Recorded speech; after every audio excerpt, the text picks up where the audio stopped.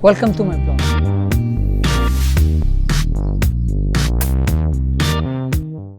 Mayam nungai bini khanjai ko ado koi lockdown chu mi gi tarik ahum bu sangdo kare chinu ju am phare na khanjai agi mot di tawri bai irang mata sita ko ado ngasi gi blog sidi yam chamba blog ni ko aina research story kan da nga makhal nga no bo makhal ahum khak puthoki nga wagi makhal amma adegi namhai gi makhal amma amana phawanga gi nga makhal amma hairi ba nga ahum je aina mayam da ai karam nga no do ina share to ning da blog ase semjarak pani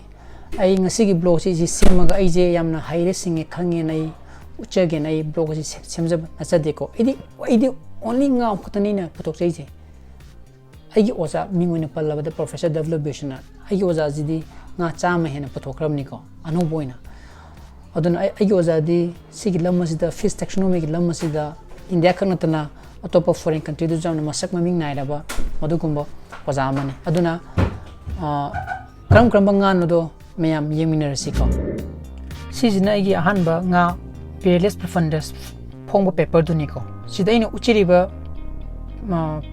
PhD page sama khatani front page to khatani aduga hairiba sigi peerless profundus sidi scientific name ni aduga sijina koigi maitron da haragana nga wa hairiba nga makhalamani ko sida leireko hojiki aina hairiba peerless profundus to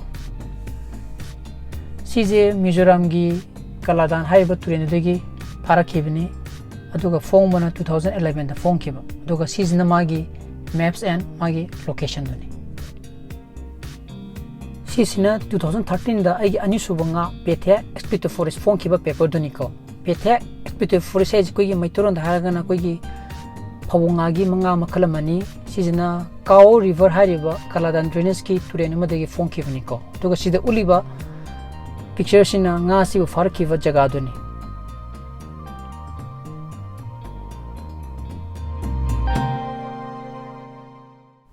aroi bada season agi ahum suba nga parambasis sereta duni ko sije koi gi namhai hariba nga makhal amani aduga sida uli bizina nga si phone ba paper duni ko aduga season hariba nga si gi parafom jaga duni sije koi gi kolo hariba river Kaladan drainage ki modegi phone kibani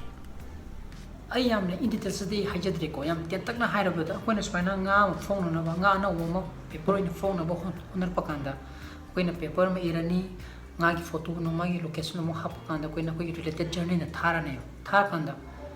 sig lam ji da walk to ba atopo world gi scientist mayam na ngai journey do gi matungina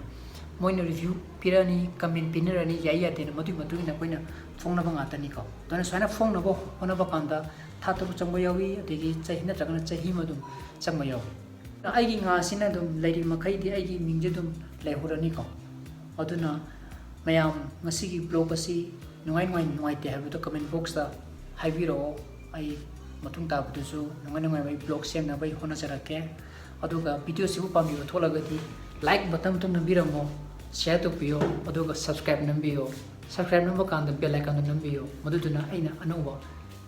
video haba kanda som notification lakna bako aduna ngasi gi di kainera say